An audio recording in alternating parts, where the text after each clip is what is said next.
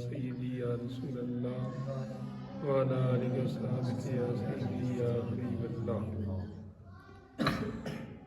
آقا علیہ السلام کا مدینہ طیبہ میں نزول رحمت، یعنی آپ ہجرت فرما کے نا مکہ مکرمہ سے تو مدینہ طیبہ تشریف لے گئے، تو پہلے مدینہ طیبہ کے جو اس وقت آبادی تھی اس سے باہر کچھ میل دور وہ قباء جدھر مسجد بنائی تھی ادھر ٹھہرے تھے نا، تو ابھی تقریباً 20 دن یا 15 دن بعد پھر تھوڑا آگے مدینہ شہر کے اندر تشریف لے گیا نا، تو اب اس کا بیان ہوگا، یعنی مدینہ طیبہ میں نزول رحمت۔ قباء میں 4 دن 14 دن یا 20 دن قیام رہا، یہاں سے جمعہ کے دن باطن مدینہ کو روانہ ہوئی ہے۔ باطن مدینہ سے مراد یہی ہے کہ خاص شہر کے درمیان۔ مہاجرین و انصار ساتھ تھے۔ مہاجرین کون ہیں؟ جو لوگ مکہ شریف سے ہجرت کر کے مدینہ شریف گئے تھے ان کو کیا کہتے ہیں؟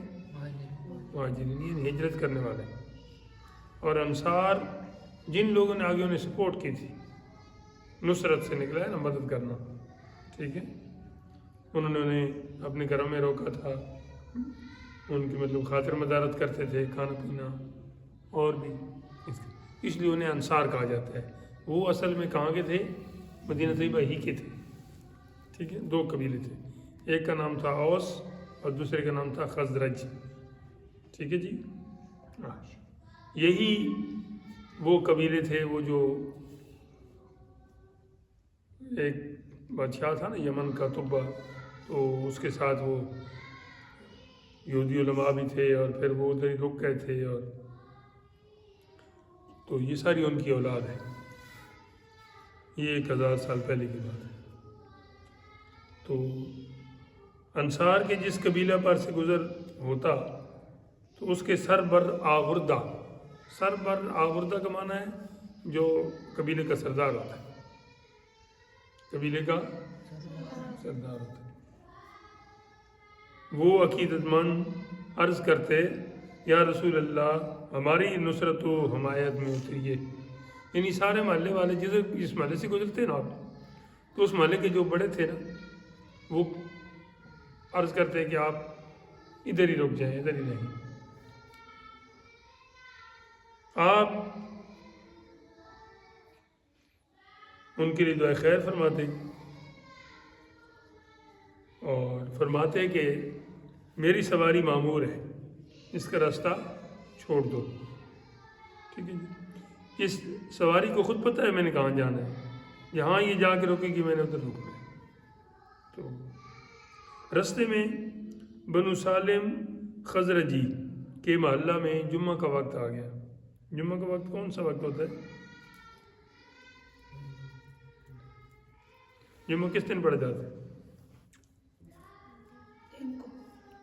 ہاں، جمعے کے دن کو، اور دن کو ظہر کا جو ٹائم ہوتا ہے نا وہی جمعے کا بھی ہوتا ہے، ٹھیک ہے۔ تھوڑا ہوش کی دوا کھاؤ، جمعہ اتوار کو تو نہیں پڑھا جاتا نا، جمعے کو ہی پڑھا جاتا ہے اور ظہر کے وقت پڑھا جاتا ہے، ٹھیک ہے۔ تو یہ صبح سے آپ وہاں سے چلے نا تو چلتے چلتے رستے میں جمعہ شریف کا ٹائم آ گیا، لیکن وہ محلہ کس کا تھا؟ بنو سالم کا، اور وہ خزرج قبیلے سے تعلق رکھتے تھے، یہ میں نے بتایا نا کہ اوس اور خزرج۔ تو آپ صلی اللہ علیہ وسلم نے وادی ذی حلب میں یہ سلب کی مسجد میں نماز جمعہ ما خطبہ ادا کی، ٹھیک ہے۔ یہ پہلا جمعہ تھا نبی پاک علیہ السلام کا، ٹھیک ہے، اور پہلا خطبہ بھی تھا۔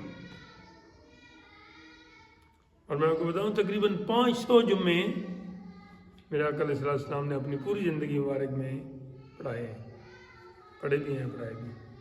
کتنے؟ 500۔ ایک اسلامی سال میں تقریباً 50 سے کچھ اوپر جمعے آتے ہیں، دوسرا جو سال ہے اس کے تھوڑے دن زیادہ ہوتے ہیں تو 52 کہہ دیں، ٹھیک ہے، لیکن 50 تو 50 اگر ایک سال میں آئیں 50 سے کر لیں تو 2 سالوں میں کتنے ہوئی ہے؟ 100، اور 10 سالوں میں کتنے ہوئی ہے؟ ٹھیک ہے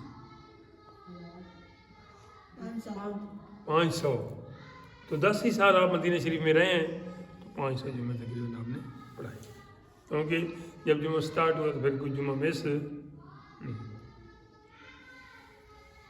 اس طرح بنی بیازہ، بنی سعدہ اور بنی حارث بن خزرج سے گزرتے ہوئے یہ بھی انہی قبائل کی چھوٹی چھوٹی شاخیں تھیں۔ بنی عدی بن نجار پہنچے جو آپ کے دادا عبد المطلب کے ننہال تھے، یعنی آپ کے دادا جی کے والدین ادھر کے تھے۔ بعد میں پھر آپ کے دادا کو بچپن میں ہی ادھر مکہ شریف جانا پڑا تھا، وہ آپ پیچھے پڑ چکے ہیں، اور پھر یہ ایک دو پشتیں ادھر گزریں اور پھر دوبارہ سلید بن قیس یا سلید بن قیس بخاری خزرجی وغیرہ نے ننہالی رشتہ کو یاد دلا کر اقامت کے لیے عرض کیا، یعنی انہوں نے بھی یہ کہا کہ چونکہ آپ ہماری ہیں آگے نسل سے اور یہ آپ کے دادا جی کا ننہال ہے تو آپ ادھر ہی کیا کریں، قیام کریں اور رکیں۔ تو مگر ان کو بھی وہی جواب ملا، کون سا؟ کہ ہماری سواری معمور من اللہ ہے، اس کو پتہ ہے کہ اس نے جہاں جا کے رکنا ہے، جب تک یہ نہیں رکے گی تو ہم بھی نہیں رک سکتے۔ بعد ازاں آپ کا ناکہ یعنی آپ کی سواری، ناکہ اونٹنی کو کہتے ہیں، قرآن پاک میں سورہ الشمس میں ہے نا ناقۃ اللہ، تو یہ حضرت صالح علیہ السلام کی اونٹنی کی بات ہو رہی ہے۔ بعد ازاں آپ کی سواری محلہ مالک بن نجار میں اس جگہ بیٹھ گئی جہاں اب مسجد، کون سی مسجد ہے؟ پکڑ لو، قباء سے تو چل کے آ رہے ہیں، رستے میں ایک مسجد میں جمعہ میں بڑھا دی ہے، آج کل اس مسجد کا نام مسجد جمعہ ہے، اور اس سے بھی آگے چل کے آ گئے ہیں، پھر قباء آ گئی ہے، گول چکر تو نہیں کاٹ رہے، ہوش میں بیٹھ کر سے کیوں جی کون سی مسجد ہے آج کل؟ مسجد نبوی، جہاں آج مسجد نبوی شریف ہے اس وقت تو نہیں تھی نا سرا، ادھر آ کے وہ آپ کی سواری بیٹھ گئی، رک بھی گئی بیٹھ بھی گئی، پھر اٹھ کر قدرے آگے تھوڑی سی ایک دفعہ بیٹھی، پھر تھوڑا اٹھ کے آگے چلی اور مڑ کر پہلی جگہ بیٹھ گئی، ایک جگہ بیٹھی پھر آگے چلی گئی، پھر پیچھے مڑ کے دیکھا اور پھر پیچھے واپس آ گئی۔ معمول میں اللہ جی تھی، اللہ کی طرف سے اس حکم تھا نا، ہاں نہ سمجھنے پہ آئے تو انسان بھی نہیں سمجھتا، بیوقوف بن جاتا ہے جہاں اس کا مطلب نہ ہو، جہاں سے 5-10 روپے کا فائدہ ہو وہاں بڑا عقل مند ہے۔ نماز پہ لیٹ پہنچتا ہے کیونکہ ادھر تو فوراً پیسے نہیں ملتے نا، ڈیوٹی پہ 5 منٹ پہلے پہنچ جاتا ہے، اور بھی کہیں جہاں سے کچھ لالچ ہوتی ہے۔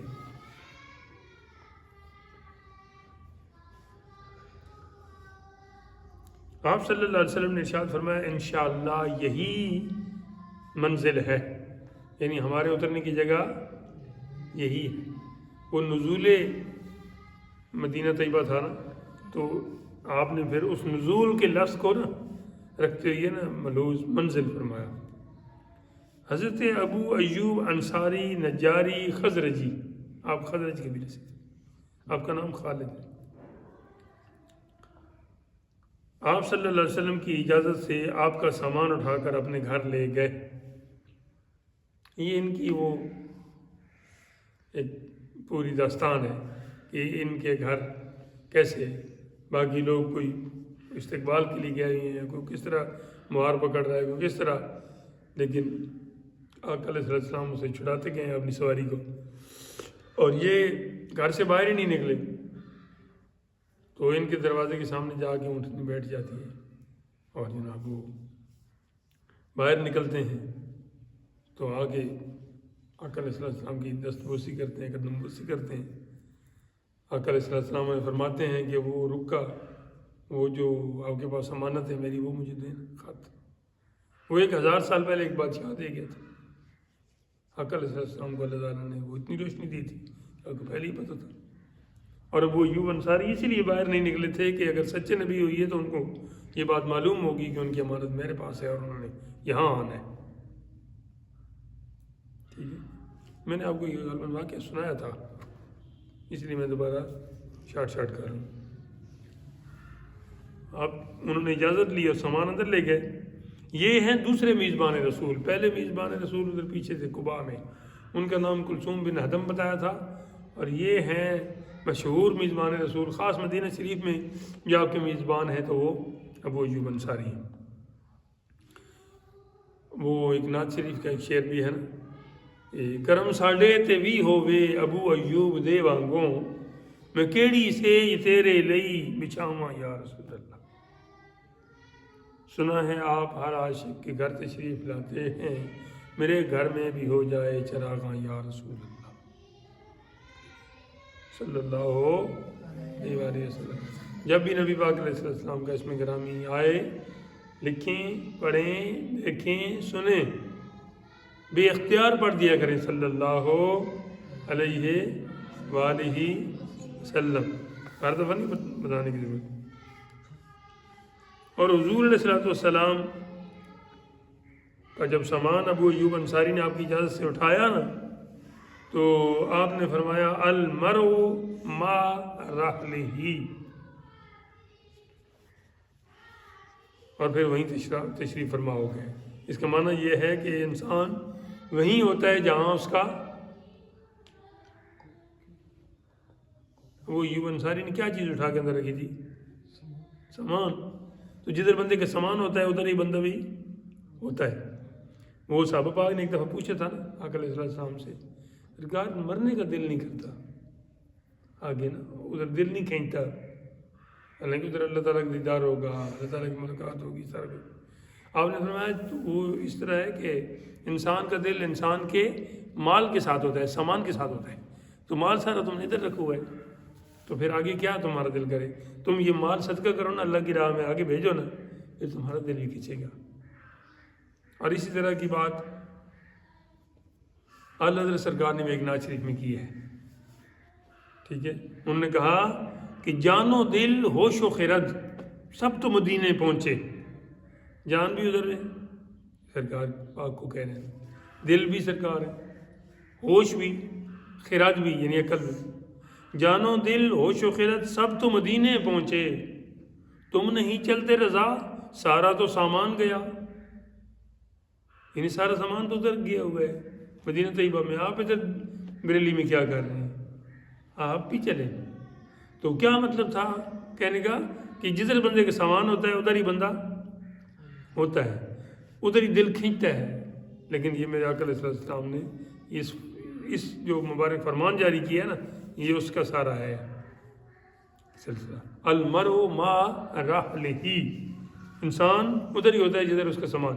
اور فرماتے ہیں کہ چونکہ میرا سامان ابو ایوب انصاری تم گھر لے گئے ہو، اب میں بھی یہیں رہوں گا.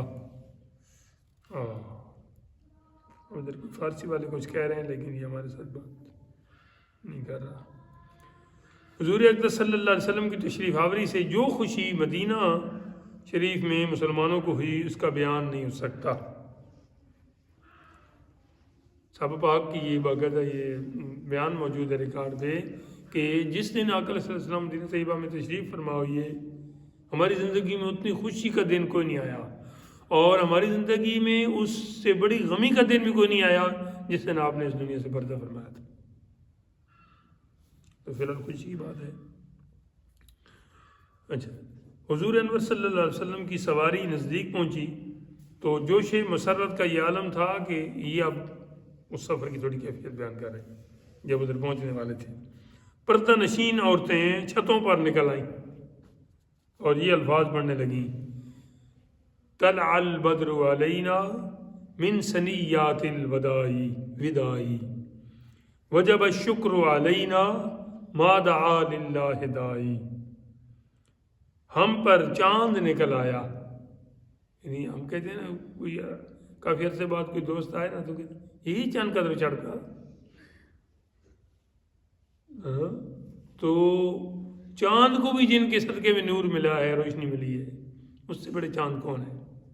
تو یہ مدینہ طیبہ کے لوگوں نے آپ کا استقبال کرتے یہ بات کی تھی کہ ہم پر چاند طلوع ہوا، وداع کی گھاٹیوں سے، ایسے پہاڑوں کے پیچھے سے چاند، سورج یا چاند نظر آتے ہیں، خاص طور پہ سورج ہم دیکھتے ہیں صبح روشنی جب ہوتی ہے، اور پھر غروب ہوتے وقت بھی ہمیں لگتا ہے کہ پہاڑ کے پیچھے لگے ہے۔ تو یہ بھی وہی کہہ رہے ہیں کہ وداع کی گھاٹیوں سے ہم پر چاند طلوع ہوا، ہم پر خدا کا شکر واجب ہے۔ جب تک کوئی دعا مانگنے والا دعا مانگے تو یہ شکر ادا کرے اللہ تعالیٰ جل وعلا کا کہ اس نے اپنا حبیب ہمیں عطا فرما دیا۔ ٹھیک ہے جی۔ آپ صلی اللہ علیہ وسلم کے ناکا کا یعنی سواری کا بیٹھنا تھا کہ بنو نجار کی لڑکیاں دف بجاتیں اور یوں گانے لگیں کہ نحن جوارم من بنی نجاری یا حبذا محمد من جاری، ہم بنو نجار کی، یہ ان کی قبیلے کا نام ہے، کی لڑکیاں ہیں، اے نجاریو محمد صلی اللہ علیہ وسلم کیسے اچھے ہمسائے ہیں۔ ہمسایہ کیسے کہتے ہیں؟ نیبر کو، پڑوسی کو، ٹھیک ہے، آپ کے جو گھر کے ساتھ رہنے والے ہیں، وہ آپ کے رشتہ دار بھی ہو سکتے ہیں، وہ آپ کے رشتہ داروں سے باہر بھی ہو سکتے ہیں، ان کو جوار کہتے ہیں یا جار۔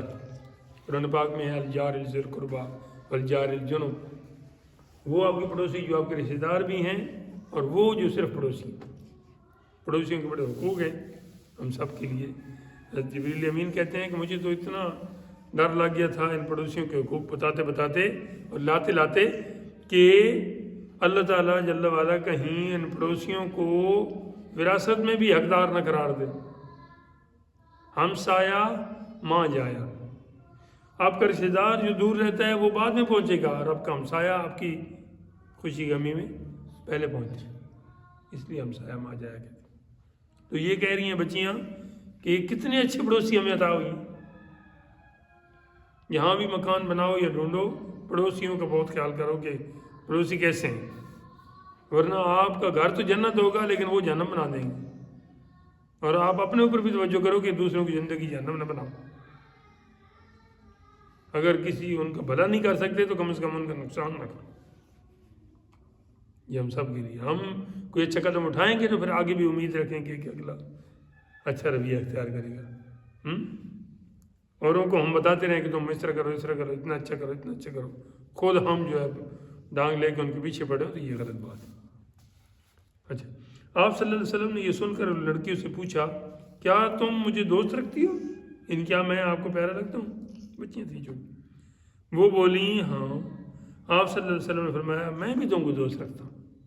کیا بات ہے، اتنے دوست کہ چھوٹے چھوٹے بچے نماز کے بعد نا، صبح کی نماز، اب سردیوں کے دن ہے، ٹھنڈا یخ پانی وہ برتنوں میں اٹھا کے لاتے تھے دروازے کے سامنے مسجد کی، تو آپ نماز پڑھ کے باہر نکلتے تو وہ عرض کرتے کہ جی آپ اس پانی میں نا ہاتھ مبارک ڈال دیں تاکہ یہ پانی برکت والا ہو جائے۔ تو یخ ٹھنڈا پانی ہوتا تھا، ہاتھوں کو سردی بھی لگ سکتی تھی اور لگتی بھی تھی، لیکن آقا علیہ السلام نے کبھی یہ نہیں کہا کہ تم یہ ٹھنڈا پانی روز میرے ہاتھوں کو ٹھنڈا کر دیتی ہو، بلکہ ان کا دل رکھنے کے لیے آپ اس میں پانی ہاتھ مبارک ڈبو دیتے تھے۔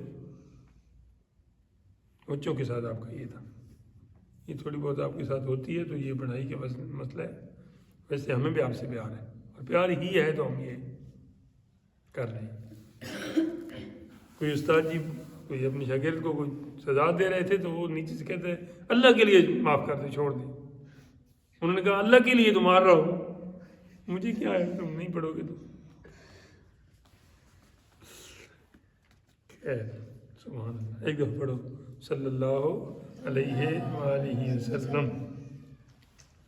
اسی خوشی میں زن و مرد، زن کہتے ہیں عورتوں کو، ٹھیک ہے جی، اور مرد تو خود مرد ہو گئے، چھوٹے بڑے گلی کوچوں میں پکار رہے تھے جا رسول اللہ، یا نبی اللہ صلی اللہ علیہ وآلہ وسلم۔ حبشی غلام، حبشی غلام، حبشہ آج کل اسے ایتھوپیا کہتے ہیں میرے خیال میں، اور اباسینیا بھی کہتے ہیں۔ آپ صلی اللہ علیہ وسلم کے قدم میمنۃ لزوم کی خوشی میں ہتھیاروں سے کھیل رہے تھے. یہ ہوتا ہے قدوم میں، قدم بھی ٹھیک ہے، قدوم بھی، قدم تو ہو گیا نا ایک قدم، اور قدوم تشریف آوری. میمنۃ لزوم یعنی ایسی بابرکت ہستی کہ جس کا آنا، جس کا پاؤں اس علاقے میں ڈالنا، میمنۃ لزوم وہ یمن اور برکت کو لازم کر دیتا ہے کہ جب وہ آئے، یعنی جدھر اس کا پیر ہو ادھر پھر خیر ہی خیر ہو. تو یہ آقا علیہ السلام کے لیے سب سے بہتر جگہ ہے کہ جہاں یہ لفظ بولا جانا چاہیے. قدم میمنۃ لزوم یا قدوم میمنۃ لزوم کی خوشی میں حبشی جو تھے غلام، وہ بھی ہتھیاروں سے کھیل رہے تھے. انسانوں پر کیا موقوف، یہ تو انسانوں کی بات ہے نا، کبھی بچوں کی اور کبھی بچیوں کی، کبھی عورتوں کی اور مردوں کی تو پہلے بیان ہو چکا ہے، اور یہ حبشی غلاموں کا بھی بیان ہو گیا. اب بے زبان جانوروں کی بھی بات ہونے لگی ہے. ادھر توجہ کرو، وہ تو پہلے بھی لکھا تھا، بعد میں بھی دیکھ سکتے ہو. وحوش وحشی کی جمع ہے. وحشی ان جانوروں کو کہتے ہیں جو جنگل میں رہتے ہیں. سمجھ آ رہی ہے؟ نہیں آ رہی؟ گنگے ہو؟ تم سے پوچھ رہا ہوں. آ رہی ہے تو پھر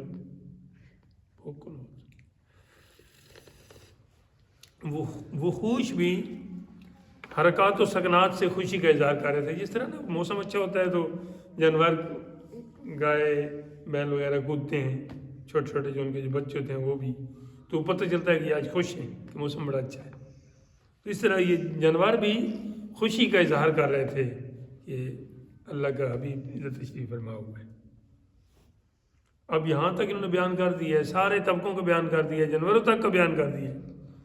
اب جب وہ دن آتا ہے تو اسی دن کی اس خوشی وہ جو ان لوگوں نے کی تھی یا چیزوں نے کی تھی اس کو ملحوظ رکھتے ہوئے یہ اہل ایمان آج بھی جب وہ دن آتا ہے تو وہ خوش ہوتے ہیں، نئے کپڑے پہنتے ہیں، خوشبو لگاتے ہیں. اور پھر اس دن، اس وقت تو ہم نہیں تھے یا دوسرے لوگ نہیں تھے، لیکن اب بھی جب وہ دن آئے اور کسی کی ماں مر جائے، مطلب وہ پریشان ہو جائے یہ دن کیوں آیا، یا اسے غصہ چڑھ جائے، تو پھر وہ سوچے کہ وہ تو جانوروں سے بھی بات آ رہا ہے، کہ ادھر تو جانوروں کا تک بھی بیان ہے کہ وہ خوش ہو رہے ہیں، اور یہ پتہ نہیں کیسا جانور ہے کہ اس کو کوئی خوشی نہیں ہو رہی، الٹا سے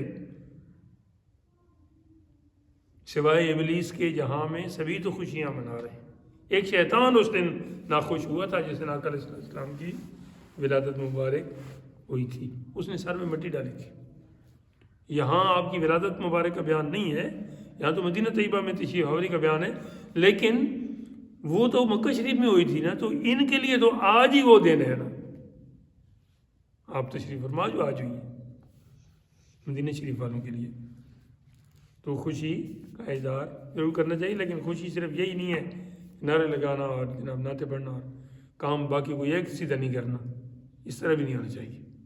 ٹھیک ہے، اصل خوشی تو یہی ہے. خود آقا علیہ السلام اپنی ولادت کے دن کو پیر کے دن ہوئی تھی نا، تو اس طرح مناتے تھے کہ آپ ہر پیر کو روزہ رکھتے تھے. یہ بھی خوشی کا انداز ہے. ہم یہ نہیں کہتے کہ آپ خوشی اسی طرح کرو جس طرح ہم کرتے ہیں، جو لوگ نہیں کرتے میں ان کی بات کرتا ہوں، لیکن چلیں جس طرح آقا علیہ السلام نے کی اس طرح کر کے دکھا دیں، پریشان تو نہ ہونے یار.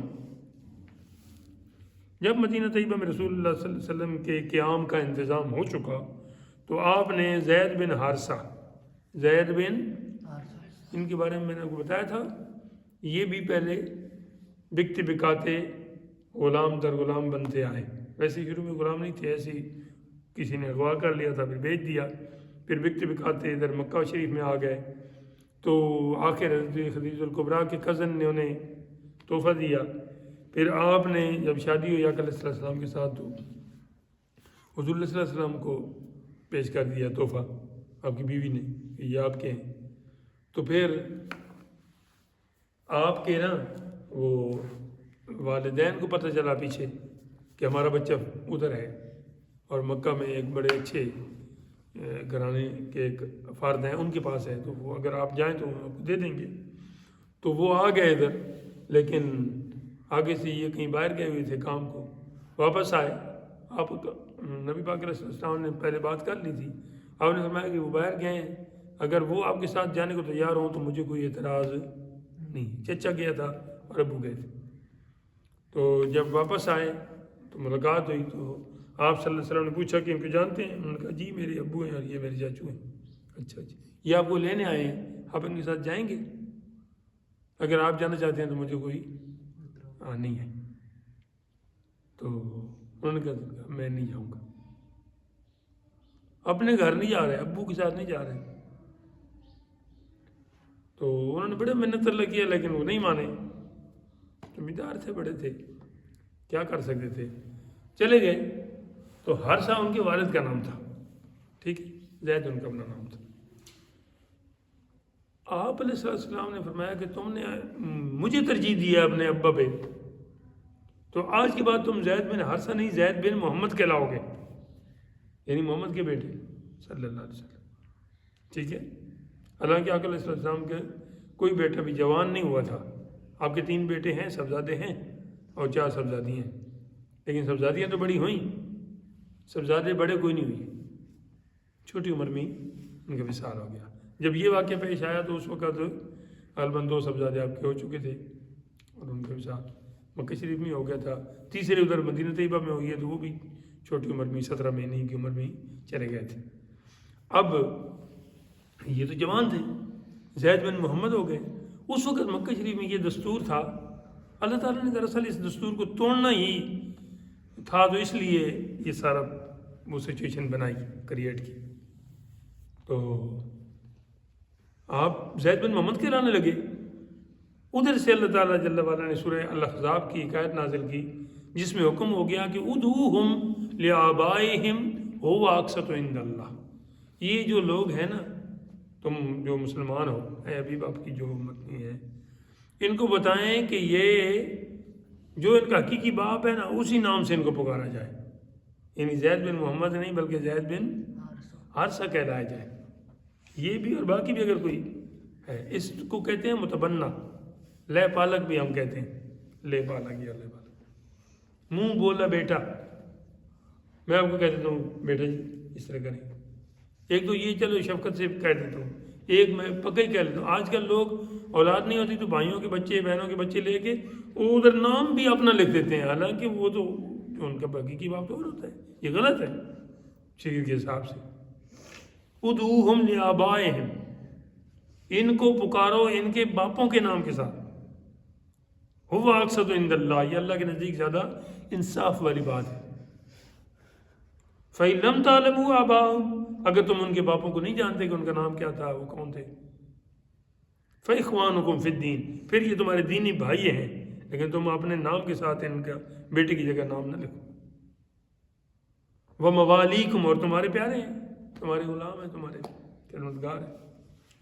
وَلَيْسَ عَلَيْكُمْ جُنَاحٌ فِيمَا أَخْطَأْتُمْ بِهِ وَلَكِنْ مَا تَعَمَّدَتْ قُلُوبُكُمْ وَكَانَ اللَّهُ غَفُورًا رَحِيمًا۔ آیت پوری ہو گئی، مطلب جو کوئی اس سے پہلے ہو چکا ہے اس کا وہ اب تم سے نہیں پوچھو گی، لیکن آئندہ اس طرح نہیں کرنا۔ تو اب پہلے جب والد صاحب واپس گئے تھے تو زید بن حارثہ سے زید بن محمد ہو گئے تھے، اب یہ آیت آ گئی تو اب پھر زید بن حارثہ ہو گئے، والد بھی واپس نہیں آ رہے، اب وہ تو واپس آنا نہیں ہے۔ حضرت زید کے دل پہ بڑی ایک چوٹ لگی، یار والد کو بھی چھوڑا ہے، اب ادھر سے اللہ نے چھڑا دیا، مطلب پکار رہے ہیں۔ کیونکہ عرب میں یہ دستور تھا کہ جس کو منہ بولا بیٹا کہا جاتا، پھر اس کو باقی بیٹوں کی طرح ہی سارے حقوق بھی وہ دیتے تھے اور سارے مسائل بھی اس سے بھر جاتے تھے۔ ان میں سے ایک مسئلہ یہ بھی ہے کہ جو بیٹے کی بیوی ہے، اگر وہ اسے طلاق دے دے یا وہ مر جائے تو ظاہر ہے والد تو پھر اس کے ساتھ نکاح نہیں کر سکتا عورت کے ساتھ، حقیقی بیٹے کی بات ہے۔ لیکن ایسے منہ بولے بیٹا تو نہیں تھا، اور اس کے ساتھ تو یہ جائز تھا، ضروری نہیں تھا لیکن جائز تھا، لیکن ان کے نزدیک یہ تھا کہ جی نہیں، یہ حقیقی بیٹے کی طرح ہو جاتا ہے۔ تو اللہ تعالیٰ نے یہ فرما دیا. اب اس کا سبب اللہ تعالیٰ جل وعلا نے اس کا جو ازالہ ہے اس طرح کیا کہ آگے چل کے ایک واقعہ پیش آیا. اس کی روشنی میں حضرت زید کا نام بھی قرآن پاک میں آ گیا. اب یہ واحد صحابی ہیں حضور پاک علیہ السلام کے جن کا نام قرآن پاک میں ہے. اور یہ حضرت زید کے دل پہ جو چوٹ لگی تھی نا کہ اپنے والد کے نام کے ساتھ کی بجائے حضور علیہ السلام کا نام مبارک آ گیا پہ اللہ تعالیٰ نے ہٹا لیا. تو اللہ تعالیٰ نے ایک ایسی جگہ ان کا نام شامل کر دیا کہ جہاں قرآن پاک کی تلاوت کرنے والا اس وقت تک قرآن پاک کی تلاوت ہی مکمل نہیں کر سکتا جب تک زید کا نام نہ لے. فلما قضا زید منہا 22 بارے میں آئے. تو یہ وہ زید بن حارثہ ہیں. ٹھیک ہے, اس نام پہ اتنی ساری آپ نے وہ سن لی ہے بات, لیکن ابھی بھی اس میں بہت ساری باتیں ہیں جو آپ ساتھ سنیں گے. تو جب آپ کے قیام کا بھی انتظام ہو گیا, رہائش کا انتظام ہو گیا, تو آپ نے زید بن حارثہ اور اپنے غلام ابو رافع کو 500 درہم, کتنے, 500 اور 2 اونٹ دے کر مکہ مکرمہ بھیجا کہ آپ کے عیال کو مدینہ میں لے آئیں. عیال اس وقت کون سے تھے؟ حدیث الکبریٰ کا تو وصال ہو گیا تھا, آپ کی بیوی جو تھی ام المومنین. پیچھے ایک حضرت عائشہ تھیں, وہ بھی آپ کے نکاح مبارک میں تھیں, اور حضرت سودہ تھی. تو بہرحال جو بھی گھر والے تھے ان کو ان 2 اونٹوں میں سوار کر کے لے آئیں, اور یہ خرچہ ہے 500 روپے آنے جانے کا, اگر کوئی ضرورت پڑے مدینہ میں لے آئیں. اسی وقت حضرت ابوبکر نے عبداللہ بن عریقۃ وائلی جو کہ مکہ کو واپس جا رہا تھا, یہ عبداللہ بن عریقۃ وہی نہیں جس نے رستہ بتایا تھا, کے ہاتھ اپنے صاحبزادے عبداللہ کو رکہ دے دیا. حضرت عبداللہ حضرت ابوبکر صدیق کے ایک بیٹے تھے جو ادھر غار میں کھانا وغیرہ بھی مطلب لے آتے تھے, اور کوئی رپورٹ وغیرہ بھی نہیں ہوتی تھی تو وہ بھی دے جاتے تھے. ان کی طرف ایک رکہ بھیجا. کس نے؟ حضرت ابوبکر صدیق رضی اللہ عنہ نے. بول دیا کر تم کہ میرے عیال کو مدینہ میں لے آؤ, یعنی بیٹے کی طرف پیغام بھیجا کہ آپ بھی سب گھر والے مدینہ شریف میں آ جائیں. نبی پاک علیہ السلام کی صاحبزادیوں میں سے حضرت زینب کو ان کے خاوند ابو العاص نے نہ آنے دیا. بیٹیوں میں سے یہ بڑی بیٹی تھی آپ کی, اور وہ خود اس وقت مسلمان بھی نہیں ہوئے تھے, ابو العاص بعد میں ہو گئے تھے.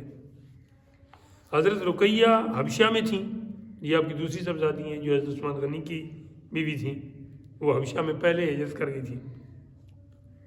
اور اس لیے زید و ابو رافع حضور پاک کی صاحبزادیوں, اب 2 ہی صاحبزادیاں بچی تھیں, ایک ام کلثوم, کلثوم میں نے آپ کو کہا تھا نا کہ کلثوم عورتوں کا نام ہے, ادھر آپ کی صاحبزادی کا نام ہے, اور ادھر جو آپ کے پہلے میزبان ہیں قباء میں ان کا نام بھی کلثوم, وہ مرد ہیں وہ عورت. ایک صاحبزادی ام کلثوم اور دوسری جناب سیدہ خاتون جنت فاطمہ الزہرا, اور زوجہ محترمہ حضرت سودہ, جیسے میں نے آپ کو بتایا کیونکہ حضرت حدیث الکبریٰ کا وصال ہو گیا تھا. اور ام ایمن یہ آپ کی کنیز تھی, اور حضرت زید بن حارثہ کی بیوی تھی. اور اسامہ بن زید, اسامہ بیٹے تھے حضرت ام ایمن اور حضرت زید بن حارثہ کے. ٹھیک ہے, نبی پاک علیہ السلام کی محبوب صحابی, جو آپ سے کوئی بات منوانا چاہتا تھا نا, اور خود ہمت نہیں کرتا تھا کہ حضور پاک کے سامنے عرض کرے صلی اللہ علیہ وسلم, تو وہ حضرت اسامہ کو کہتا تھا تو پھر وہ عرض کرتے تھے. اب یہ افراد ہیں, 2 صاحبزادیاں, ایک آپ کی زوجہ حضرت سودہ, ایک ام ایمن, ایک ان کے بیٹے اسامہ. ان کو لے کر آپ کا غلام آ رہا ہے. اور ان کے ساتھ حضرت ابوبکر صدیق کے گھر والوں میں سے کون تھے؟ آپ لوگ توجہ رکھا کرو. اچھا, عبداللہ بن ابی بکر, یہ آپ کی عدم توجہ, یہ آپ کا توجہ نہ کرنا, یہ آپ کو پیپر میں بتائے گا. ٹھیک ہے, ہاں. عبداللہ بن ابی بکر اور حضرت عائشہ اگرچہ نکاح میں تھیں لیکن ابھی رخصتی نہیں ہوئی تھی تو پھر وہ اسی طرف سے آ رہی تھی، ٹھیک ہے. اور ان کی والدہ رومان، اور حضرت عائشہ کی بڑی بہن حضرت اسماء جنہوں نے وہ دوپٹہ پھاڑ کے وہ مشکیزے کو بند کیا تھا، بنت ابی بکر کو لائے. اب ادھر سے 3 عورتیں اور ایک مرد. یہ عبداللہ بن عریقت نے پیغام بھیجا. حضرت عبداللہ بن ابی بکر اور 2 ان کی بہنیں اور ایک والدہ، یہ 4 افراد تھے. اور ادھر سے 2 صاحبزادیاں میرے سرکار کی، ایک زوجہ مطہرہ اور ایک آپ کی کنیز اور ایک ان کے بیٹے. یہ 5 اور وہ 4، ٹوٹل کتنے ہو گئے؟ 9 افراد. یہ سب حارثہ بن نعمان کے ہاں اترے، مطلب آ گئے ادھر. حضور اکرم صلی اللہ علیہ وسلم کا قیام 7 ماہ تک، کچھ جگہ 6 ماہ بھی ہے، ابو ایوب کے ہاں ہی رہا. اس کے دوران پیاز کے حوالے سے آیا ہے کہ ایک دن انہوں نے پیاز کھایا تو آقا علیہ السلام نے ناپسند فرمایا، اور فرمایا کہ یہ اللہ کے فرشتے بھی ناپسند کرتے ہیں. تو اس کے بعد پھر ابو ایوب انصاری نے پیاز نہیں استعمال کیا ساری زندگی، خاص طور پہ جب تک آقا علیہ السلام ادھر رہے. اور ایک دفعہ سردیوں میں چونکہ آقا علیہ السلام کے ساتھ تو لوگ ملنے کے لیے آتے تھے، تو آپ یہ 2 حصے میں مکان تھا، تو پھر آپ نے نیچے رہنا پسند کیا تو ابو ایوب اوپر تھے، تو چھت وغیرہ کچے تھے اس طرح. تو ایک دن وہ پانی جو ہے نا وہ گر گیا، تو اب شدید سردی اور ایک ہی کمبل ہے ابو ایوب انصاری کے پاس، اور ان کی گھر والی بھی ہیں. تو اس پانی کو نیچے نہیں جانے دیا کہ حضور علیہ السلام کو تکلیف نہ ہو. اس کمبل سے نا وہ سارا پانی وہ اس میں یعنی وہ اس کے اوپر ڈال دیا. وہ تو گیلا ہو گیا، خود تو ساری رات سردی میں رہے، لیکن آقا علیہ السلام کو تکلیف نہیں پہنچنی تھی. اور بھی اس طرح کی خدمات. تو 7 ماہ ادھر آپ رہے. جب مسجد نبوی شریف کے ساتھ حجرے تیار ہو گئے، یعنی آپ کے گھر، تو نقل مکان فرمایا، یعنی آپ نے رہائش ادھر منتقل فرما دی. اس عرصہ میں بنو نجار نے مہمانی کا حق کما حق ہو ادا کیا. کما حق کو مانا ہے جس طرح حق بنتا تھا، ٹھیک ہے جی. یعنی اپنی استطاعت کے مطابق انہوں نے کما حق کو، ویسے تو پھر کون کر سکتا ہے. حضرت ابو ایوب اور سعد بن عبادہ اور سعد بن معاذ نے خصوصیت سے اس میں حصہ لیا. میزبانی میں رہتے تو آپ ادھر تھے، لیکن وہ چونکہ ذرا قبیلوں کے سردار بھی تھے اور کھاتے پیتے تھے. صحابہ جن کا نام لیا ہے، سعد بن عبادہ، سعد بن معاذ اور خود حضرت ابو ایوب، ان تینوں نے خاص طور پہ میزبانی میں بڑھ چڑھ کے حصہ لیا. یہ صاحب کتاب کہہ رہے ہیں جزاہم اللہ تعالیٰ خیر الجزا، اللہ تعالیٰ نے اس کا بہترین بدلہ عطا فرمائے. جائیں آگے، کافی ہے کیا پڑھا؟ اچھا، تعمیر مسجد نبوی. پہلے آپ نے تعمیر مسجد قباء. شاباش، آپ بھی ہوش میں رہا کریں، ٹھیک ہے. قباء کون سی مسجد ہے؟ ویسے قباء محلہ ہے کہ مسجد ہے؟ مسجد ہے، محلہ بھی ہے اور مسجد بھی ہے، ٹھیک ہے. یہ اسلام کی پہلی مسجد ہے. اب مسجد نبوی شریف جو اسلام کی دوسری مسجد ہے، ٹھیک ہے، تو اس کی تعمیر کی بات آتی ہے.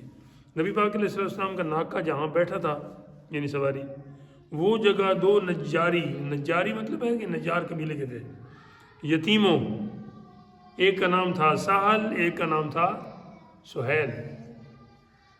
ان 2 بچوں کی تھی، اور جن کے ولی یعنی جن کے چونکہ والد صاحب فوت ہو گئے تھے تبھی وہ یتیم کہلاتے ہیں. لیکن اب جو پیچھے ان کے سربراہ تھے ان کا نام تھا اسد بن زرارہ نجاری. اسعد ایک تو تھا نا سعد، شروع میں حمزہ لگا دے تو اسد ہو جائے گا. اسد بن زرارہ نجاری خزرجی، یہ بھی خزرج قبیلے سے تھے. وہ اس زمین میں کھجوریں خشک کرنے کے لیے پھیلا دیا کرتے تھے. جس طرح کلثوم بن ہدم کی ایک جگہ تھی نا کھجوریں خشک کرنے کی، ایک پلاٹس ایسا. آج بھی تو پنجاب میں آپ جائیں نا تو چاول جو ہے نا وہ کھلے ایسے جگہ بنی ہوتی ہے، حویلیاں ہی ہوتی ہیں لیکن اس کے اندر بہت کھلی جگہ ہوتی ہے اور وہ سارے بچھاتے ہیں، پھر وہ ادھر خشک ہوتے ہیں چاول. اس طرح ہم مونگ پھلی خشک کرتے ہیں کھلی جگہ پہ، یا گندم خشک کرتے ہیں، جس چیز کے بعد جو فصل ہوتی ہے. تو ان کی کھجوری چونکہ فصل کے طور پہ ہوا کرتی ہیں ادھر، تو وہ پھیلاتے تھے اس جگہ پہ جہاں مسجد نبی شریف اب بنی ہوئی ہے. تو یہ جگہ ان بچوں کی تھی. اس کے ایک حصہ میں حضرت اسد نے نماز کے لیے ایک مختصر جگہ بنائی ہوئی تھی. کیا بات ہے، اسد بن زرارہ نے اس جگہ میں اپنی نماز پڑھنے کے لیے تھوڑی سی جگہ مختص کی ہوئی تھی. اسی جگہ کو اللہ تعالیٰ جل وعلا نے مسجد نبی شریف کے لیے منتخب فرمایا. سبحان اللہ. اچھا، جس پر چھت نہ تھی ویسے تھوڑی سی جگہ بنائی ہوئی تھی، یہاں وہ نماز جمعہ پڑھا کرتے تھے. اللہ اکبر. باقی زمین میں کھجور کے درخت اور مشرکوں کی قبریں اور گڑھے تھے. حضور صلی اللہ علیہ وسلم نے یہاں مسجد جامع بنانے کا ارادہ کیا، یعنی جمعے کے لیے. آپ نے ان یتیم بچوں کو بلا بھیجا اور ان سے قیمت پر زمین طلب کی. انہوں نے کہا ہم بلا قیمت آپ کی نظر کرتے ہیں، یعنی آپ کو پیش کرتے ہیں، اس جگہ کے پیسے ہم نہیں لیتے. آپ نے قبول نہ فرمایا اور قیمت دے کر خرید لی. نہیں، ایسا نہیں. تعمیر کا کام شروع ہو گیا، قبریں اکھڑوا کر ہڈیاں کسی دوسری جگہ دبا دی گئیں. یہ مشرکوں کی تھیں، ظاہر مسلمان تو ادھر کچھ ہی دن پہلے گئے تھے. درخت کاٹ دیے گئے اور گڑھے جو گہری گہری جگہ تھیں وہ ہموار کر دیے گئے. حضور سرور دو عالم صلی اللہ علیہ وسلم خود بھی کام کر رہے تھے. آپ اپنی چادر میں اینٹیں اٹھا کر لا رہے تھے، اللہ اکبر، اور ساتھ ہی ساتھ کچھ فرما رہے تھے جس کا مطلب یہ بنتا ہے اے ہمارے پروردگار، یہ اینٹیں خیبر کے تمر و زبیب سے زیادہ ثواب والی اور پاکیزہ ہیں. تمر اور زبیب یہ پھلوں کے مطلب، تمر کھجور کو کہتے ہیں ہم، اور زبیب بھی اس انگور کو یا کوئی، تو ان سے زیادہ پاکیزہ ہے یہ اینٹیں اور ثواب والی.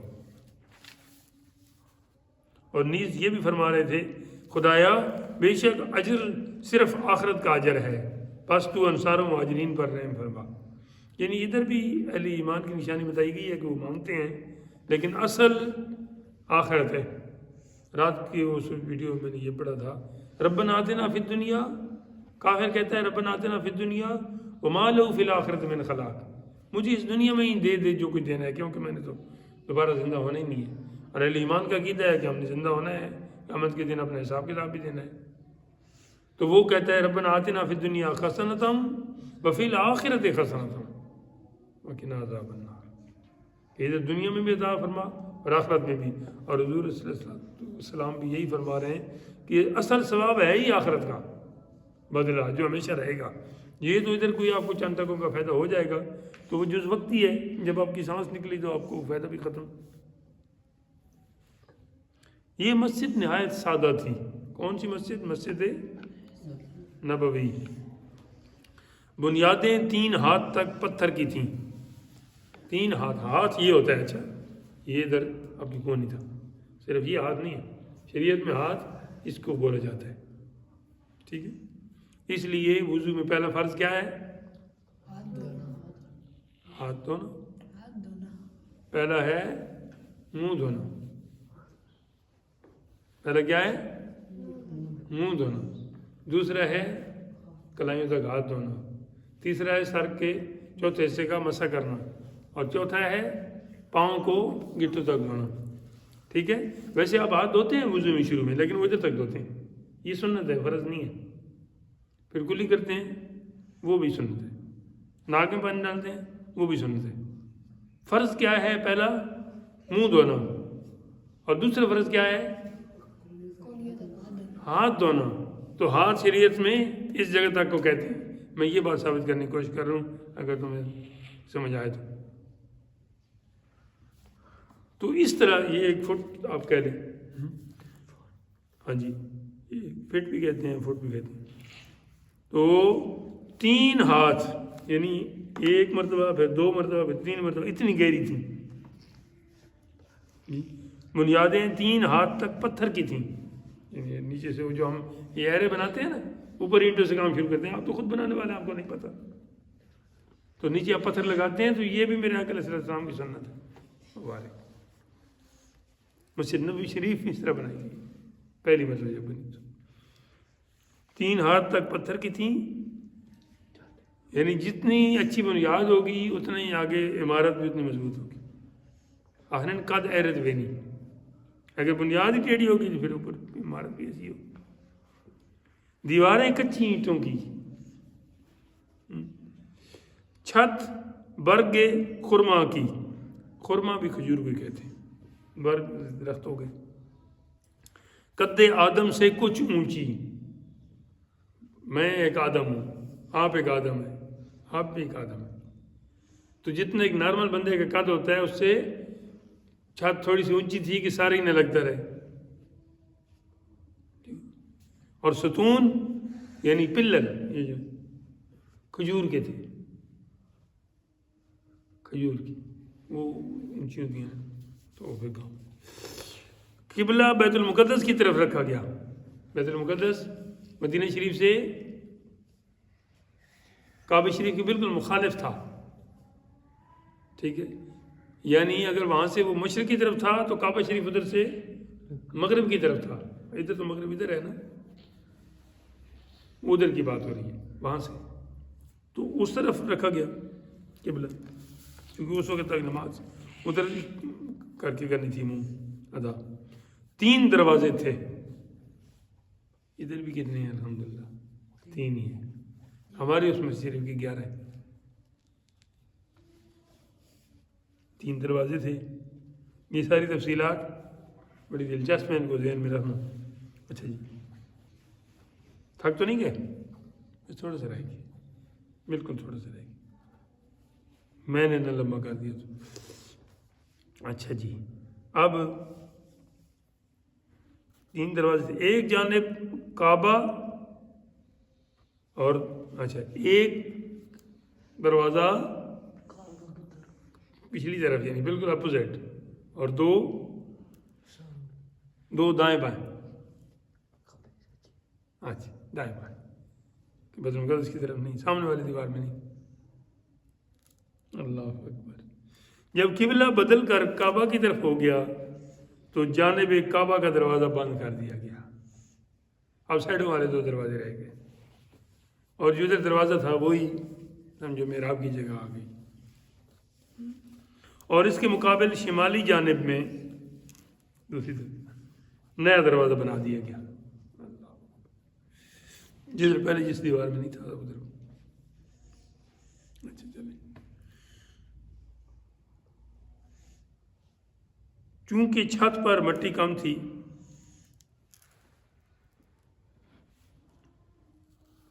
اور فرش خام تھا، یعنی کچا تھا.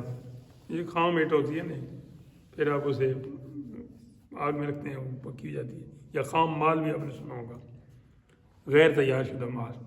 ٹھیک، اس لیے بارش میں کیچڑ ہو جایا کرتی تھی. ایک دفعہ رات کو بارش بہت تیز ہوئی. جو نمازی آتا کپڑے میں کنکریاں ساتھ لاتا اور اپنی جگہ پر بچھا لیتا. جب نبی پاک علیہ السلام نماز سے فارغ ہوئے تو فرمایا یہ خوب ہے، اور کنکریوں کا فرش بنوا دیا. پھر بہت ساری کنکریاں اکٹھی کروا کے نا تو ساری جگہ بھی آپ نے ڈال دی. اگر تو ویسے گیلی ہوئی تھی یا اور پانی ڈال دیا اور پھر وہ تھوڑا سا. تو یہ فرش کی اصل بھی یہ ہے.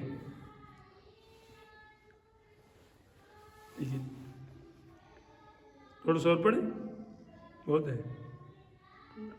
ہاں جی، اچھا. اصحاب صفہ، اصحاب صفہ، اصحاب صاحب کی جمع ہے، کل بھائی. صفہ ایک چبوترے کو کہتے ہیں جو تھوڑی سی جگہ نا ایسے جگہ سے اٹھا کے بنائی گئی تھی. جیسے یہ نہیں اونچا بنا ہوا ہے، ایسے تھوڑا سا بڑا بنا لی تو اس کے اوپر کوئی بندے آرام کیا کریں، ادھر ہی بیٹھا کریں. تو یہ ان کا پایان مسجد میں ایک سائبان تھا جو صفہ کہلاتا تھا، یعنی مسجد شریف کے ہی حصے میں یا اس کے ساتھ۔ ان فقراء مساکین صحابہ کے لیے تھا جو مال و منال اور اہل و عیال میں رکھتے تھے، یعنی جو صحابہ گھر بار والے تھے نا، جن کی بیویاں بچے تھے، وہ تو ادھر پیچھے دوسرے انصار جو صحابی تھے ان کے گھروں کے ساتھ ان کے اپنے گھر تھے، انہوں نے انہیں دے دیے تھے۔ لیکن جو ایسے نہیں تھے، شادی وغیرہ نہیں ہوئی تھی، اکیلے ہی تھے، تو وہ سارے پھر ادھر رہتے تھے اس چبوترے پہ، ٹھیک ہے۔ ان ہی کی شان میں یہ آیت نازل ہوئی ہے قرآن پاک کی، یہ غالباً 15ویں پارے کی سورۃ کاف کی 28 نمبر آیت۔ وَاصْبِرْ نَفْسَكَ مَعَ الَّذِينَ يَدْعُونَ رَبَّهُمْ بِالْغَدَاةِ وَالْعَشِيِّ يُرِيدُونَ وَجْهَهُ، مطلب یہ ہے اور روک رکھ جان اپنی ساتھ ان لوگوں کے کہ پکارتے ہیں پروردگار اپنے کو صبح اور شام کو اور چاہتے ہیں رضامندی اس کی، یعنی اللہ تعالیٰ ان پر اتنا راضی ہے کہ وہ خود ان کے بارے میں فرما رہا ہے کہ یہ وہ بندے ہیں کہ جو صبح و شام مجھ رب العالمین کو پکارتے ہیں اور میری رضا کے حصول میں کوشش کرتے ہیں۔ تو آپ بھی ان پر دست شفقت رکھیے اے حبیب صلی اللہ علیہ وسلم۔ ان کی تعداد میں موت یا سفر یا تزوج کے سبب سے کمی بیشی ہوتی رہتی تھی، یعنی کبھی تو ان میں سے کوئی فوت ہو گیا تو پھر بھی اتنے تو نہ رہے نا، کچھ کم ہو گئے، یا پھر کوئی سفر پہ چلے گئے تو پھر بھی ان میں کچھ کمی آ گئی، یا کوئی سفر سے آ گئے تو پھر زیادتی ہو گئی، یا تزوج کے معنی ہے کسی کی شادی کا بندوبست ہو گیا تو اب وہ بھی ادھر تو نہیں رہے گا نا، پھر بیوی کے ساتھ رہے گا، جدھر بندے کا سامان ہوتا ہے بندہ ادھر رہتا ہے۔ آخری عمر میں کچھ لوگ علیحدہ ہو جاتے ہیں، لیکن چلو ان کی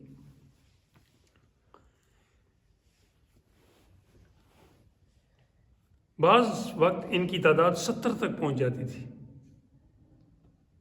یہ جب 70 تھے نا تو ان دنوں میں ایک دن کا واقعہ ہے کہ ان میں ایک حضرت ابو ہریرہ بھی تھے، یہ خیبر کے سال اسلام لائے تھے آخری 5 سالوں میں، لیکن میرے آقا علیہ السلام کے ساتھ یہ بالکل ایسے رہے جس طرح بندے کی چھاؤں نہیں ساتھ رہتی، بندہ جدھر جاتا ہے چھاؤں ساتھ ہی آتی ہے نا، سایہ،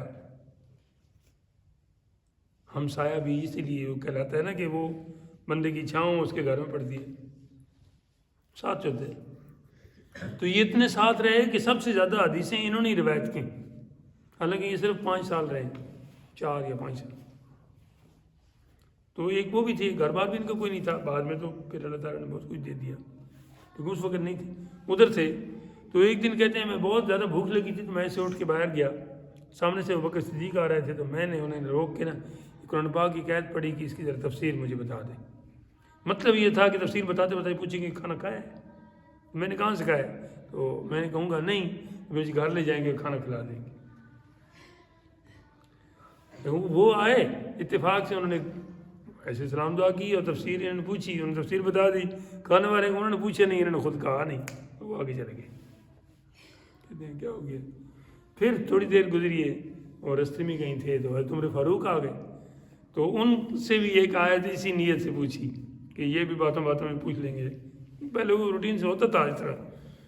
تو انہوں نے بھی اس آیت کی تفسیر تو بتائی، لیکن کھانے کا وہ بھی جلدی میں تھے نہیں بتایا، پوچھے نہیں، انہوں نے خود کہا نہیں شرم سے۔ کچھ ہی دیر گزری تو آپ کے اور میرے اور سارے جہانوں کے سردار پیارا آقا علیہ السلام، آپ بھی کہہ رہے ہیں صلی اللہ علیہ وسلم تشریف لائے اور دور سے مسکرائے، اور آپ سمجھ آ گئی کہ یہ چہرے سے بھی پتہ چل رہا تھا، ساتھ ہی لے آئے کہ آپ ڈیرے پہ چلتے ہیں۔ تو ادھر آ گئے، ادھر جیسے ہی پہنچے تو کچھ ہی دیر گزری تو ایک بندہ ایک دودھ کا پیالہ نا وہ لے آیا کہ جی یہ میرے جانور کا وہ ہے، تو میں نے کہا کہ میں آپ کی خدمت پیش کروں، آپ کو دودھ بہت پسند ہے۔ آپ نے فرمایا ابو ہریرہ ادھر آؤ، یہ نا ساروں کو بلاؤ نا وہ جو ہیں اصحاب صفہ۔ ابو ہریرہ کہتے ہیں ایک پیالہ ہے، میں اتنا بھوکا ہوں، سرکار نے خود نہیں پیا، میں نے سمجھا مجھے دینے لگے ہیں، یہ تو فرماتے ہیں ساروں کو بلاؤ، یہ کس کو پورا ہوگا؟ ایک گھونٹ بھی نہیں آتا، 70 بندے اس دن تھے۔ تو آپ نے فرمایا کہ ان کو دو، اب میں دل سے تو میرے اندر سے تو کوئی نہیں پوچھتا تھا، لیکن میں مجبور تھا، حکم کتاب ہے. تو میں نے نہیں کہا کہ مجھے بھی بھوک ہے، میں پلانا شروع کر دیا. جب کہتے ہیں میں جب پلانا شروع کیا تو ایک بندے نے پیا اور اس میں ذرا بھی فرق نہیں آیا، تو میرے دل کو ہو گئی تسلی کہ نہیں بات کوئی اور ہے. ایک بندہ بالکل پورا صحیح سیر ہو کے پی لیتا ہے، پیالے میں دودھ ختم نہیں ہو رہا ویسے کہ ویسے. 70 بندوں نے پی لیا. پھر آقا علیہ السلام نے فرمایا کوئی رہ تو نہیں گیا؟ جی نہیں رہ گیا. جی آپ ہی رہتے ہیں اور میں؟ جی آپ پہلے پیئیں سرکار. آپ نے فرمایا نہیں آپ قوم کا سردار آخر میں ہوتا ہے، آپ ہی. ایک دفعہ پیا، میں نے خوب بھوکا تھا، اتنا ویٹ بھی کر چکا تھا. پھر جناب دوسری مرتبہ پھر سرکار پاک صلی اللہ علیہ وسلم نے فرمایا اور پیو. دوسری مرتبہ بھی. پھر میں نے کوئی زبردستی پیا، میں تو پہلی دفعہ ہی بہت پی چکا تھا، ختم تو ہو نہیں رہا تھا. تیسری مرتبہ پھر آپ نے فرمایا اور پیو. میں نے کہا سرکار تیسری بار پیا ضرور، لیکن کہا کہ اب میرے پیٹ میں اور گنجائش نہیں ہے. تو پھر آپ نے خود اسے نوش فرمایا اور پھر جا کے وہ ختم ہوا. ٹھیک. تو اس موقع پہ اعلیٰ سرکار نے ایک حوالہ دیا ہے کہ اس دن 70 صحابہ تھے. آپ سوالی انداز میں نا روحانی کیفیت میں جا کے اعلیٰ حضرت سرکار پوچھتے ہیں حضرت ابو ہریرہ سے. حالانکہ اعلیٰ سرکار تو ابھی ہمارے دور میں گزرے ہیں نا، ابھی 1921 میں آپ کا وصال شریف ہوا ہے، ابھی 2026 ہے، 100 سال ہوا ہے. اور یہ بات تو 1500 سال پہلے کی ہے. لیکن وہ روحانی دنیا میں سوال کرتے ہیں کیوں جناب ابو ہریرہ کیسا تھا وہ جام شیر. شیر کا معنی ہوتا ہے دودھ. ہم شیرہ کا معنی میں نے آپ سے پوچھا تھا تو آپ نے کچھ اور بتایا تھا، رضائی کی پتنی کیا بتایا تھا؟ جی نہیں حلوہ بتایا تھا. ہاں جی شیر کسے کہتے ہیں؟ دودھ کو. ہمشیرہ اس لیے ہمشیرہ کہلاتی ہے کہ وہ ہمارے ساتھ اپنی ہماری ماں ایک ہے دودھ پلانے والی. ٹھیک ہے. کیوں جناب ابو ہریرہ کیسا تھا وہ جام شیر. جام کہتے ہیں گلاس کو، بٹھل کو، برتن کو جس میں دودھ ڈال، اور شیر تو ہو گیا دودھ. کیوں جناب ابو ہریرہ کیسا تھا وہ جام شیر جس سے 70 صاحبوں کا دودھ سے منہ پھر گیا. 70 بندوں نے پی لیا. وہ کیسا دودھ کا پیالہ تھا کہ جس کو 70 بندے بھی پی گئے اور پھر بھی وہ ختم نہیں ہوا. یہ اس میں ہے. ہاں جی. ٹھوکریں کھاتے پھرو گے ان کے در پر پڑ رہو، قافلہ تو اے رضا اول گیا آخر گیا. ہاں جی. لمبی نعت شریف ہے، اس میں ایک شعر، یہ 70 کی بات کرنے کے لیے مجھے لانا پڑا. تو جناب ابو ہریرہ بھی ان میں شامل تھے. اب یہاں ان لوگوں کا بیان ہے کہ جو ان میں شامل تھے. اس میں بھی غالباً ان کا نام آیا ہوا ہے. ٹھیک ہے. تو تعداد ان کی بڑھتی گھٹتی رہتی تھی. کبھی کسی کی شادی ہو گئی، کبھی کوئی سفر پہ چلا گیا، کبھی کوئی سفر سے آ گیا، کبھی کوئی فوت ہو گیا، کبھی کوئی نیا، مطلب نیا تو چلو جو آئے گا وہ سفر سے آئے گا. ادھر بھی یہ لکھ رہے ہیں بعض وقت ان کی تعداد 70 تک پہنچ جاتی تھی. باہر سے مدینہ میں اگر کوئی آتا اور شہر میں اس کا کوئی شریف جان پہچان نہ ہوتا تو وہ بھی صفہ میں اترا کرتا تھا. جیسے کہ میں نے عرض کیا، حافظ ابو نعیم نے حلیۃ الاولیاء میں 100 سے کچھ اوپر اہل صفہ کے نام گنوائے ہیں. 100 سے اوپر، جن میں حضرات ابو ذر غفاری کہتے ہیں، عمار بن یاسر، سلمان فارسی، صہیب رومی، بلال حبشی، ابو ہریرہ. ابو ہریرہ کا نام عبد الرحمن تھا، یہ یاد رکھنا. ٹھیک ہے. ابو ہریرہ تو ان کو اس لیے کہا جاتا ہے کہ یہ آقا علیہ السلام نے، یہ بلیوں سے بڑی شفقت پیار کرتے تھے. اکثر ان کے نا یہ بغلوں میں بلیاں وہ اٹھائے ہوتے تھے. تو آقا علیہ السلام نے ایک دن دیکھا تو آپ نے فرمایا آپ ابو ہریرہ، بلیوں کے باپ. پھر وہی مشہور ہو گیا، ورنہ نام عبد الرحمن. خباب بن ارد، حذیفہ بن یمان، ابو سعید خدری، بشیر بن قصاصیہ اور ابو موہبہ، یہ غلام تھے آقا علیہ السلام کے، وغیرہ مشاہیر میں سے تھے. مشاہیر مشہور جو ہے، اس کی جمع ہے. اہل صفہ پر نبی پاک علیہ السلام کی بڑی نظر عنایت تھی. اور کیوں نہ ہو کہ رب تعالیٰ کا حکم تھا، پچھلی آیت میں گزر چکا ہے ابھی، اللہ کی جو نظر عنایت تھی. ایک دفعہ غنیمت میں کچھ کنیزیں آئیں، اس موقع کو غنیمت سمجھ کر، یہ ہے لفظ سے وہ لفظ کی طرف، آپ کی صاحبزادی حضرت بی بی فاطمہ اور حضرت علی المرتضیٰ دونوں خدمت اقدس میں حاضر ہوئی ہے اور ایک خادمہ کے لیے درخواست کی کہ یہ آئی ہوئی ہیں کنیزیں، باہر کسی بادشاہ نے تحفہ دیے ہیں یا کسی جنگ سے غنیمت کے طور پہ آئی ہیں، تو ہمیں اگر عطا کیے جائے تو بچے بھی چھوٹے چھوٹے ہیں اور خدمت کے لیے۔ آپ صلی اللہ علیہ وسلم نے یوں جواب دیا، اللہ کی قسم یہ نہیں ہوگا کہ تم کو خادمہ دوں اور اہل صفہ بھوکے مریں، یعنی اپنے گھر والوں کو، اپنی صاحبزادی تک کو، ان پر اصحاب صفہ کو ترجیح دی جا رہی ہے۔ ان کے خرچ کے لیے میرے پاس کچھ نہیں، میں نصیران جنگ کو بیچ کر ان کی قیمت اہل صفہ پر خرچ کروں گا۔ یعنی یہ کنیزیں ہیں، باہر بازار میں لوگ خرید لیں گے، اس کے بندے بکتے تھے اس طرح، اب تو دوسری طرح بکتے ہیں نا، بظاہر تو آزاد ہے لیکن اندر سے اس قدر غلامی میں جکڑے ہوئے ہیں، اللہ معاف کرے کہ بیان نہیں ہے۔ تو ان کو بیچ کر ان کی جو قیمت ہوگی اس سے کوئی کھانا خرید کے ان اہل صفہ کو کھلائیں گے، آپ اپنا کام خود ہی کریں۔ ایک اور روایت میں آتا ہے کہ آپ نے ایک وظیفہ بتایا اپنی صاحبزادی کو کہ آپ تھک جاتی ہیں تو اس طرح کریں کہ آپ ہر نماز کے بعد 33 مرتبہ سبحان اللہ، 33 مرتبہ الحمدللہ اور 34 مرتبہ اللہ اکبر پڑھ لیا کریں، یا 33 مرتبہ ایک روایت میں ہے کہ اللہ اکبر بھی، اور ایک بار لا الہ الا اللہ محمد رسول اللہ پڑھ لیا کریں۔ اس کو تسبیحات فاطمہ بھی کہتے ہیں، ٹھیک ہے؟ تو یہ آپ کی ساری تھکاوٹ اتر جائے گی، آپ بھی یہ معمول کر سکتے ہو، ٹھیک ہے جی؟ اب یہیں روکتے ہیں جی۔ الحمدللہ رب العالمین، اللہ تعالیٰ قبول فرمائے، وآخر دعوانا الحمدللہ۔